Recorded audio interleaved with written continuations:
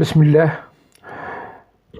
Pour la deuxième vidéo, maintenant, à propos de la Palestine. On s'est arrêté au 29 novembre 1947, au vote de l'ONU, à l'ONU pour le plan de partage de la Palestine entre un État juif et un État palestinien. Mais les Juifs, en 1947, ils sont arrivés au bout de leur but, au bout de leurs idées. C'était constituer un État. Et depuis, ils n'ont pas chômé avant. Avant, ils n'ont pas chômé. Bien au contraire. Ils ont en 1880, et malgré l'opposition, je dirais, de l'Empire ottoman, du pouvoir ottoman, en 1880, ils ont inauguré la première colonie juive en Palestine, avec l'aide et le financement du baron Edmond Rothschild. Déjà. En ce moment, financé par le baron Edmond Rothschild. Le 27 août 1897, il y a eu le fameux congrès juif, le congrès mondial sioniste, exactement. Là, ils ont participé à peu près 200 de 17 pays. Et là, le but de ce congrès, c'est comment fonder un État juif en Palestine. Et là, en 1899, ce Edmond Rothschild, toujours, il a fondé ce qu'on appelle une association juive pour la colonisation. Pour la colonisation. C'est-à-dire pour l'occupation. Plus exactement encore. Et il a transféré, Edmond Rothschild, à cette association le montant de 15 millions de livres. 15 millions de livres. Pour pouvoir continuer leur programme d'implantation en Palestine. Et en 1916, il y a eu le partage en secret entre l'Angleterre et la France du partage du Mashrek arabe, Moyen-Orient. Pourquoi?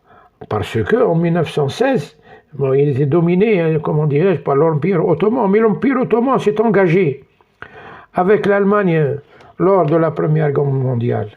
Et elle a chuté, elle a perdu la guerre. Et les Ottomans ont perdu leur empire et sont tombés au fond de l'histoire.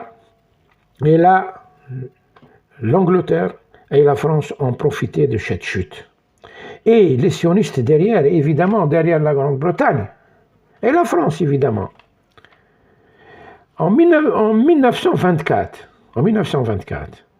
les sionistes ont acquis et occupé 50 586 hectares. 50 586 hectares.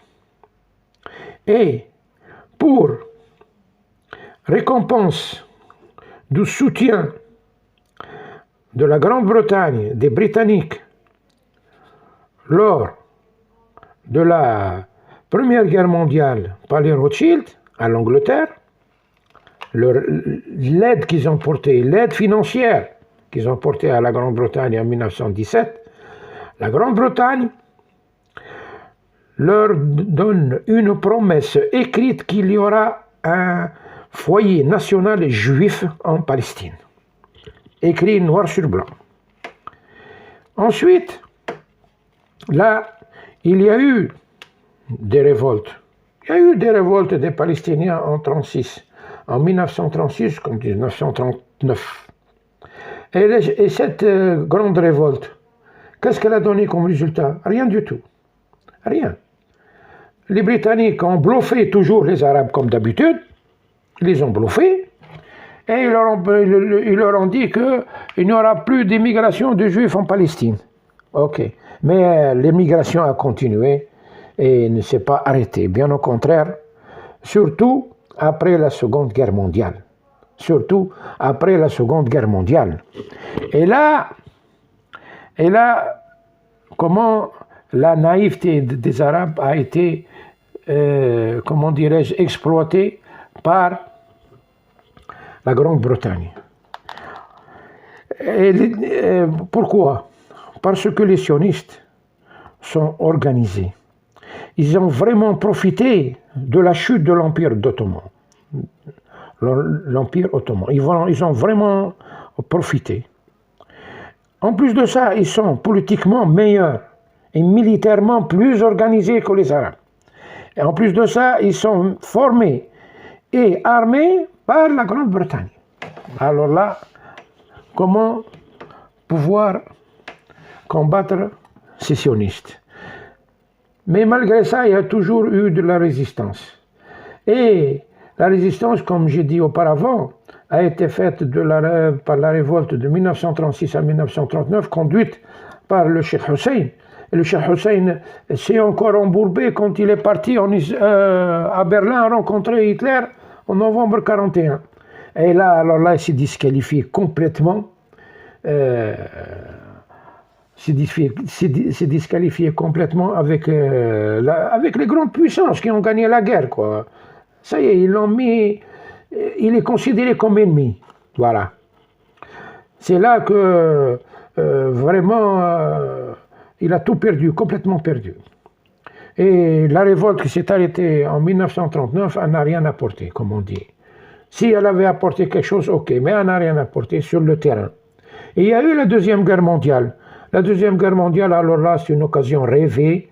C'est une occasion rêvée pour les sionistes de dire et de propager le mensonge du siècle. 6 millions de juifs étaient massacrés par les nazis, par les Allemands. Et là,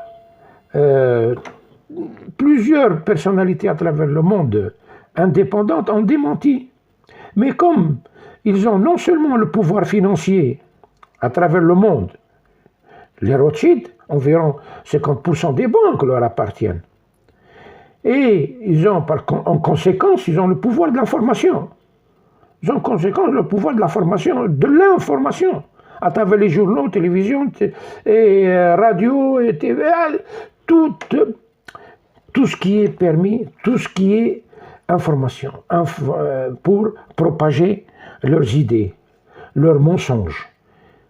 Et là, après cela, il y a eu le 29 novembre 1947, et il y a eu le fameux vote de l'ONU où le partage de la Palestine, 33 voix pour, 13 voix contre et absent 10.